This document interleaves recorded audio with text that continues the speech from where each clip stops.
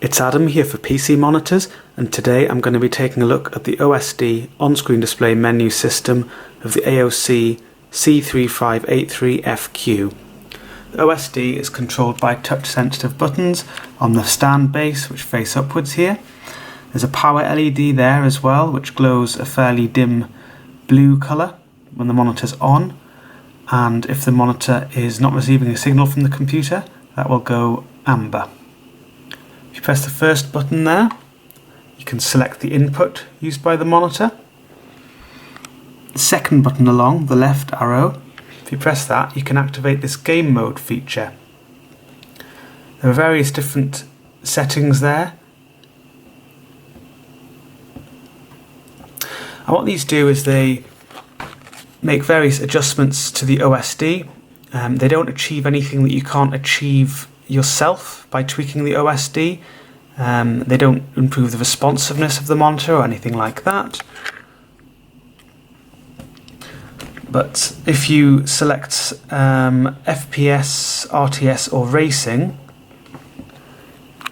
you'll notice that the luminance section of the OSD is actually greyed out, which means that you can't adjust the contrast, the brightness or anything else on this menu, and it's actually stuck at 100 brightness. It's the same for all of the presets other than Gamer 1 and Gamer 2, which I'll come on to in a little bit.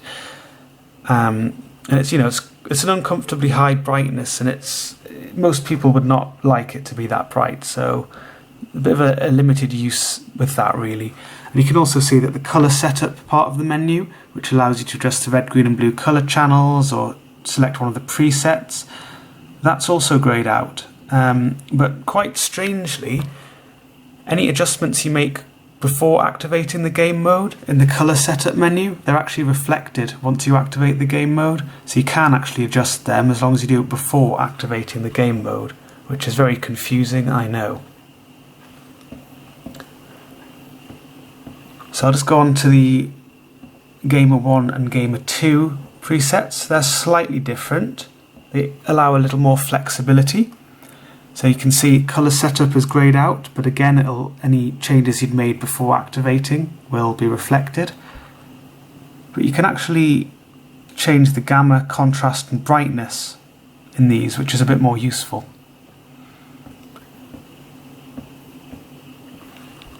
The third button along there, the right arrow, allows you to adjust the volume of the integrated speakers of the monitor or anything connected by the 3.5mm headphone jack.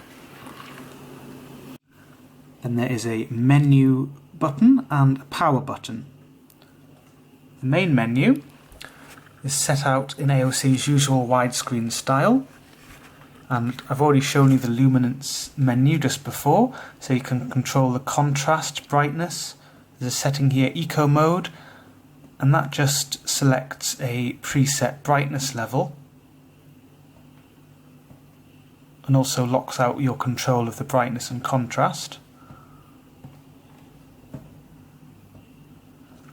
You can change to one of 3 gamma settings.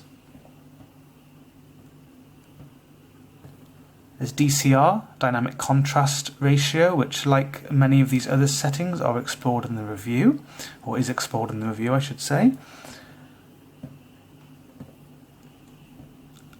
And the overdrive feature, which, as per the review, I'd recommend leaving at medium.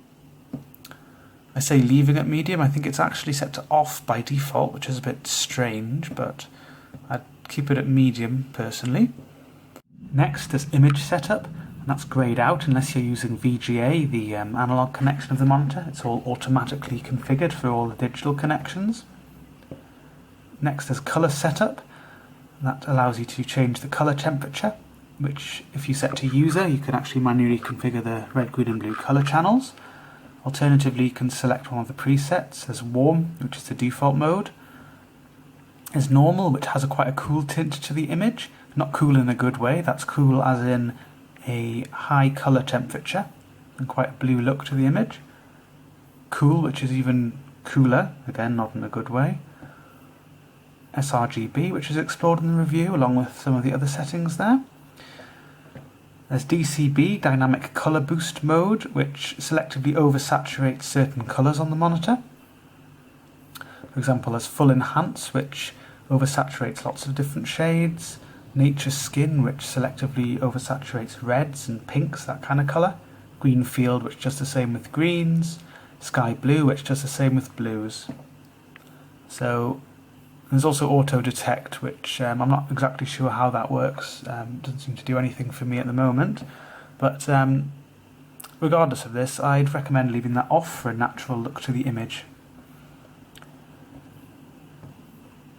Next is Picture Boost, which allows you to select and control the bright frame feature of the monitor. And this just puts a little box on the screen, and you can control the brightness, the digital brightness that is, and the contrast of this box independent of the rest of the screen. So you might want to use that if you want to highlight a particular area of the image, for example.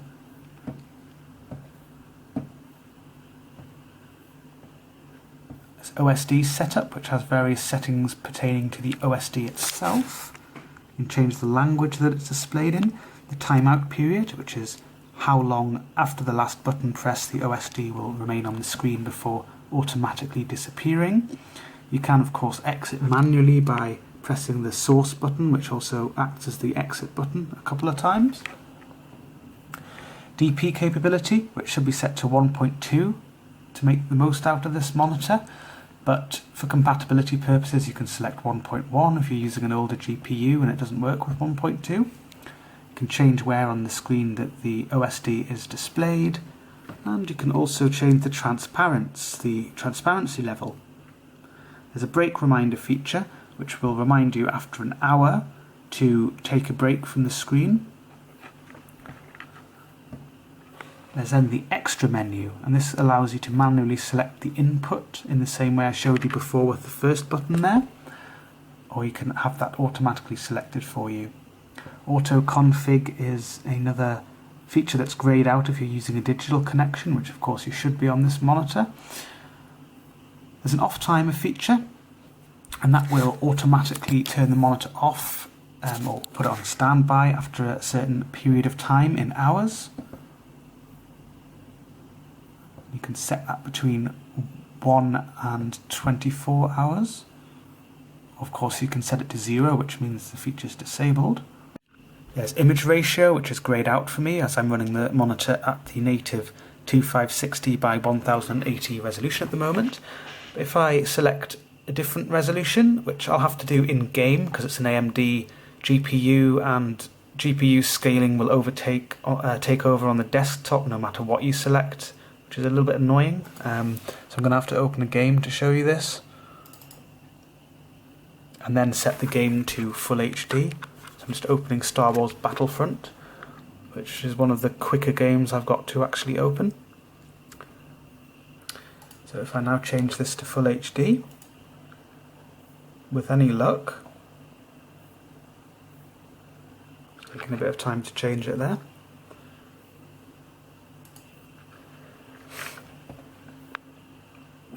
You can probably see, I mean, it fills the screen, but it looks stretched because this is basically like a 27-inch full HD monitor in the middle with extra bits on the side, and all this is doing is stretching the image.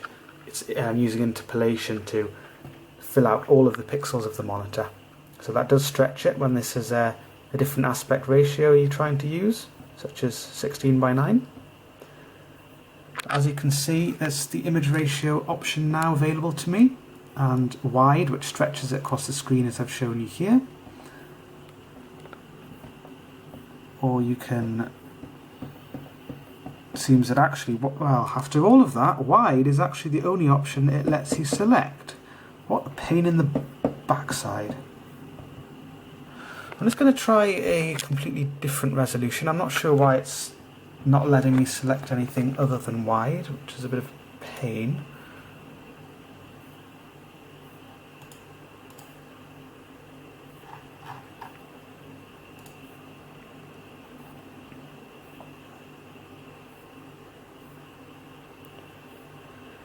I'm so sorry for wasting your time like this, people. really should be AOC apologising. And now I've got it in another non-native resolution. It's completely greyed out, can't even select anything. Right, so I'm going to just close this down. And what it should do is it should have a setting which lets you choose whether it stretches the image out or whether it displays with black borders on either side. Now, as a PC user, this isn't really a problem, even if the monitor's not letting you do anything, because if I wanted to display something with black borders, I'd simply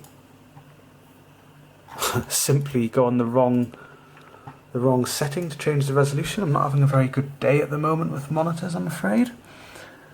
Full HD. So now you can see the GPU is handling the scaling. They're actually black bar borders. And you can do that in the game as well if you want. I think I'll cover this in the review, but you can see I'm on Radeon settings at the moment, and if I go on display, there's something that says GPU scaling. It should be off, but as I said, when you're on the desktop on an AMD GPU, it takes over anyway. You know, there's always some sort of GPU scaling going on. So if I wanted to, full panel, then it'll stretch it out just like the monitor was doing itself before, or you can have it center. It's got black border there. So I don't know, to be honest, I don't have any games console, so I can't say what will happen if you connect a games console by HDMI. I'd like to think that if you're using HDMI, then the setting will work correctly on the monitor, and you'll be able to select the black border mode if you want it, but I can't promise you that because I can't test it, I'm afraid. Moving swiftly onwards now. Just a couple more settings to go through. DDC/CI, which is part of the plug and play functionality of the monitor, and that lets software control the OSD. You want to leave that set to yes, unless you've got some really strange old legacy system which probably wouldn't work with this monitor anyway, so don't really worry about that, just leave it set to yes. And you can reset everything to the factory defaults. Finally, there's a little bit here on the menu that reminds you what resolution you're currently using, the horizontal refresh rate and the vertical refresh rate.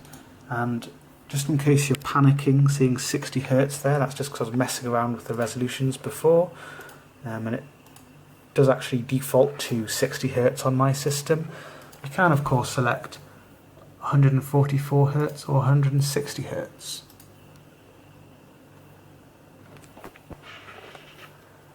And this monitor does take a while when it changes resolution or refresh rates to actually come back to life. It's not the end of the world or anything, but it might annoy some people who do that quite a lot. So there we go. Well, it says 161 Hz, that's just because of some weird rounding. So basically it's 160 Hz now. So there you have it. That was the OSD on-screen display menu system of the AOC C3583FQ. Be sure to check out the full review on PCmonitors.info.